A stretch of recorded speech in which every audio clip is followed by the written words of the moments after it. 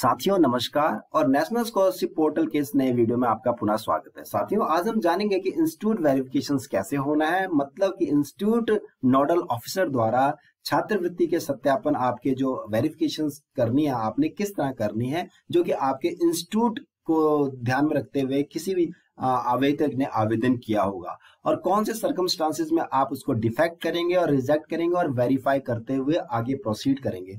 पूरी video demo के माध्यम से बताने का प्रयास करूंगा साथियों, और साथ में ये बताऊंगा कि कौन कौन सी स्कीम्स कब तक के लिए ओपन है और इंस्टीट्यूट वेरिफिकेशन की लास्ट डेट क्या है, ताकि प्रत्येक छात्र जिन्होंने आवेदन किया है और जो आवेदन जेन्युइन है तो उनको उनका जो है जो अधिकार है उनको प्राप्त हो जाए। तो हम बढ़ते हैं आगे, थोड़ा सा हम देख लेते हैं कि प्रोसीजर कैसे होता है हमारे नेशनल स्कॉलरशिप पोर्टल पे।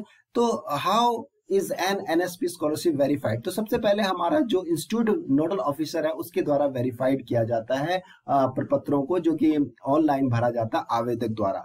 उनकी प्रोफाइल को देखते हैं हमारे डिस्ट्रिक्ट नोडल ऑफिसर्स और वो उसको वेरीफाई करके वे आगे बढ़ते हैं और आगे प्रोसीड करते हैं एसएनओ को, स्टेट नोडल ऑफिसर्स को, और स्टेट नोडल ऑफिसर्स उनकी प्रोफाइल को वेरीफाई करते हैं डिस्ट्रिक्ट नोडल ऑफिसर्स की, और उन्हें वेरीफाई करते हुए आगे प्रोसीड करवा देते हैं मिनिस्ट्री ऑफ नोडल ऑफिसर्स को। और मिनिस्ट्री एमएनएन को जब वेरीफाइड यहाँ तक हो जाती है प्रोसीजर, बहुत ही इस प्रोसेस को पूरा जब कंप्लीट हो जाता है तो उसके बाद स्टूडेंट्स को जो है जो फंडिंग होती है वो स्टूडेंट्स के खाते में आरटीजीएस या आपके अब जो है पीएफएमएस के माध्यम से उनके खातों में वो अमाउंट पहुंच जाती है स्कॉलरशिप की।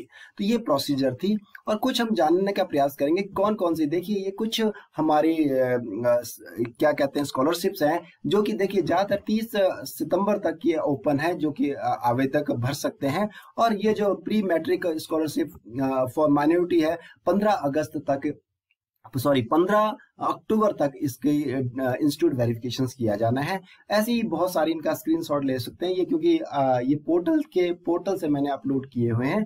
तो ये देख लीजिए आप कुछ ये खास बहुत ही इंपॉर्टेंट जो है स्कॉलरशिप जो जिनकी लास्ट डेट आप इनमें से देख लीजिए। ये दूसरा national mean cum merit scholarship, लेकिन इसकी जो डेट है वो आपकी 15 अक्टूबर 2024 तक लास्ट डेट है, और जो आपके डीएनओ, एसएनओ और एमएनओ की वेरिफिकेशंस का है 31 अक्टूबर तक का। तो ये जल्दी ही खत्म इसका टाइम आने वाला है इंस्टीट्यूट वेरिफिकेशंस का। इसी तरह प्री मैट्रिक स्कॉलरशिप और एसटी स्टूडेंट है, ये 31 अक्टूबर तक इसकी डेट है इंस्टीट्यूट वेरिफिकेशंस का। और इस तरह से ये बहुत सारी मैंने ये आपके जो प्री मैट्रिक और पोस्ट मैट्रिक स्कॉलरशिप के कुछ लास्ट डेट यहाँ पर मैंने मेंशन की हैं। तो हम बढ़ते हैं आगे लॉगिन पेज पर। हम लॉगिन पेज पर देखेंगे किस तरह से हमने उन्हें क्या करना है, वेरीफाई करना है स्टूडेंट्स को। तो हम लॉगिन पेज पर पहुंच जाते हैं नेशनल स्कॉलरशिप पोर्टल। मैंने लॉगिन कर लिया है, तो इसमें आप इंस्टीट्यूशंस में आप क्लिक करेंगे, क्योंकि आप नोडल ऑफिसर हैं, इंस्टीट्यूट नोडल ऑफिसर हैं, जिनके की सबसे बड़ा दायित्व तो उन्हीं का है। बाकी जो आपके हेड ऑफ द इंस्टीट्यूशंस है वो सिर्फ मॉनिटरिंग का देखेंगे और यहाँ पर लॉगिन कर लेंगे। लॉगिन करते ही जैसे आपको यहाँ पर इंटरफेस इस तरह से दिखाई देगा, institute nodal officer by default दिखाई देगा। आपने इसी को रहने देना, एकेडमिक ईयर आपने भर लेना है, जो कि पुरानी वीडियो में भी मैं दिखा चुका हूँ। यूजर आईडी आपका डाइस कोड होगा और पासवर्ड आप डाल के कैप्चा डालते हुए आगे बढ़ जाएंगे, जिस तरह की मैं आगे बढ़ने वाला हूँ। मैं आपसे अपनी इंस्टीट्यूट को लॉगिन कर चुका हूं। तो यहाँ पर आप देखिए बहुत सा ये नोटिफिकेशन आ रहा है, the institute nodal officer are required to reject any verified और अनवेरीफाइड जो डॉक्यूमेंट्स हैं या एप्लीकेशंस। अगर आपको कुछ भी लिखता है, डाउट लगता है उनमें, तो आपने उनको सीधे रिजेक्ट कर देना और उसे फ्रॉड फ्रॉम द लिंक और मेक एज फेक लिख देना, ताकि वो एप्लीकेशन दोबारा कहीं दूसरी जगह वो अप्लाई न कर पाए। तो इस तरह से मैंने लॉगिन कर चुका हूं। तो यहाँ पर देखिए मैंने एडमिनिस्ट्रेशंस में नहीं जाना, मैं वेरिफिकेशंस में जाऊंगा। वेरिफिकेशंस में सबसे पहले मैं एप्लीकेशंस वेरिफिकेशन जाऊंगा, क्योंकि हमने एप्लीकेशंस वेरिफिकेशंस करनी है। और अगर वो कुछ डिफेक्ट उसमें दिखता है तो उसे डिफेक्ट क्लिक कर देंगे, ताकि वो रीवेरिफिकेशंस के लिए हम क्या कर लें, उन्हें मौका दे दें कैंडिडेट को, ताकि उनका किसी तरह से भी जो आपके है उनके अधिकारों का हनन ना हो सके किसी तरह से भी।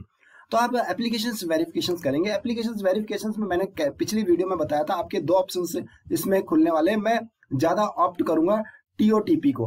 TOTP मतलब time based one time password है, जो कि इसकी वीडियो में अगर आपने नहीं देखे तो इसका मैं लिंक डिस्क्रिप्शन बॉक्स में डाल दूंगा, आप उसमें से इजीली देख लेंगे और आप उसको इसी से करने ज़्यादा इजी है, बहुत इजी है और बहुत ही आप विद इन सेकेंड्स में आपका काम बन जाएगा।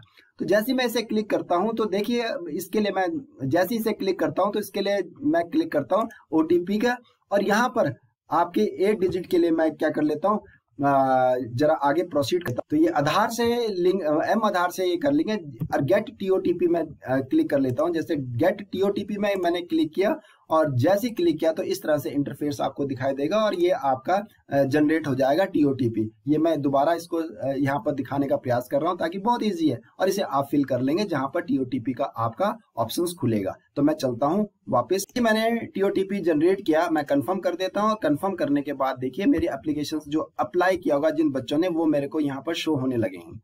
तो मैं एक एक करके इनको बच्चों को देखता हूं कि ये रियल में मेरे स्कूल के हैं कि नहीं, मेरे इंस्टीट्यूट के हैं कि नहीं, प्री मैट्रिक। तो आपने हर हाल में इसकी व्यू डिटेल्स को देखना है। व्यू डिटेल्स को क्लिक करके आपने इसकी पूरी प्रोफाइल को, डेट ऑफ बर्थ मेंशन जो भी है आपके, इसमें सारा डिटेल्स आपने इसको देख लेना है कि बच्चे का कोई भी प्रोफाइल में किसी तरह की कोई त्रुटि तो नहीं है, या उनके डेट ऑफ बर्थ में कोई कमी तो नहीं है, या आपके अकाउंट नंबर चेक कर लेना है। सी डेट तो है लेकिन उसके फादर्स नेम, मदर्स नेम सारा चेक कर लेना, अपने रिकॉर्ड से मेंशन कर लेना है, देख लेना है। और उनकी जो आपके जो स्कॉलरशिप के जो बेनिफिट्स हैं क्या उन्हें मिलने चाहिए, लाभार्थी वो वास्तव में है, उसे कंफर्म करने के बाद ही आप यहाँ पर फी डिटेल्स अगर यदि है तो यहाँ भर लेंगे। और यहाँ पर ये लास्ट कॉलम आपने भरना है। और अगर आपने आप बिल्कुल सेटिस्फाई हो गए कि ये बच्चा आपके विद्यालय का ही है, आपके इंस्टीट्यूट का ही है, तो आप तभी वेरीफाई करेंगे, अन्यथा की स्थिति में इसे डिफेक्ट डाल देंगे। यदि लगता है आपको कि उसमें कुछ चेंज कराना है तो कुछ चेंज जो है वो ऑनलाइन ही प्रोसेस होगी। चेंज के लिए डिफेक्ट आप करेंगे तो बच्चे को नोटिफिकेशन आएगा, बच्चा फिर दोबारा अपने एप्लीकेशन को एडिट करते हुए क्या करेगा, उसको फिर भरेगा और उसके बाद आपने री-वेरिफिकेशन उस बच्चे का करना है। तो उस केस में आपने डिफेक्ट डालना है। रिजेक्ट तब डालेंगे यदि आपको लगता है कि बिल्कुल ही फेक है, स्टूडेंट फेक है, और गलती से भी हो सकता है कि यूडाइस कोड से किसी ने गलती से अप्लाई कर दिया आपके इंस्टीट्यूट को सेंटर मानते हुए, तो आप रिजेक्ट कर देंगे और उसे फेक डाल देंगे। दूसरा वेरीफाई। वेरीफाई में जब वेरीफाई तभी कर पाएंगे जब आप पूरे सेटिस्फाई हो जाए, और यहाँ पर आप please provide the appropriate remark यहाँ डाल लेंगे। तो ये जो नीचे लाइन है, अगर आई हैव चेक्ड वेरीफाइड, इस पूरी लाइन को यहाँ लिख लें या वेरीफाइड लिख लें, वेरीफाइड इसमें आप लिख लेंगे तब भी काम बन जाएगा। या I have checked the verifications verified लिख लिया मैंने, और इसमें लिखते हुए दोनों को क्लिक कर लेंगे। जो दो आपके दिखाई दे रहे हैं, एडमिशन फीस, ट्यूशन फीस, ये मिसलेनी, और इसको वेरीफाई कर देंगे।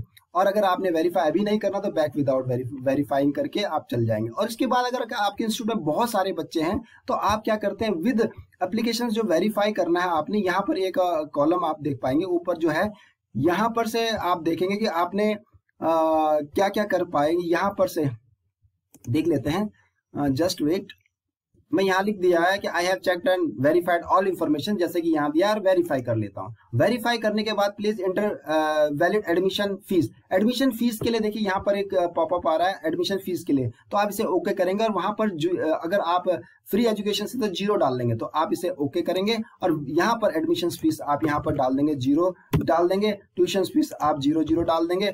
और यहाँ पर अदर रिफंडेबल फीस, इसको भी 0 डाल देंगे, जो कि -1 बाय डिफॉल्ट लिया हुआ है। तो आप इसके बाद वेरीफाई कर लेंगे। Please check the component before submitting application. देखिए कंपोनेंट के लिए बात कर रहा है, तो ओके कर लेंगे और इसके बाद आप वेरीफाई कर लेंगे। जैसे आप वेरीफाई करेंगे तो आपके 2 बच्चों में से आपका एक बच्चा आपका वेरिफिकेशन के लिए चला गया, डिस्ट्रिक्ट नोडल ऑफिसर की प्रोफाइल में चला जाएगा, और एक ही बच्चा यहाँ पर दिखाई देगा। इस तरह आप प्रत्येक बच्चे को क्या करेंगे, वेरीफाई कर लेंगे। मैं इसे भी वेरीफाई कर लेता हूँ जिस प्रोसेस से मैंने अभी पुराने बच्चे को किया। क्योंकि मुझे इन एप्लीकेशंस में कुछ भी डिफेक्ट नहीं लगा, तो मैंने इन्हें ना रिजेक्ट करने की आवश्यकता हुई मेरे को, तो मैंने इन्हें वेरीफाई कर दिया। मैं वेरीफाइड करता हूं तो इसके बाद ओके कर लेता हूं। तो जैसे ही मैंने वेरीफाइड किया तो मेरे जो आपके डैशबोर्ड में एप्लीकेशंस वेरिफिकेशंस के लिए कुछ भी यहाँ पर पेंडिंग नहीं रहा।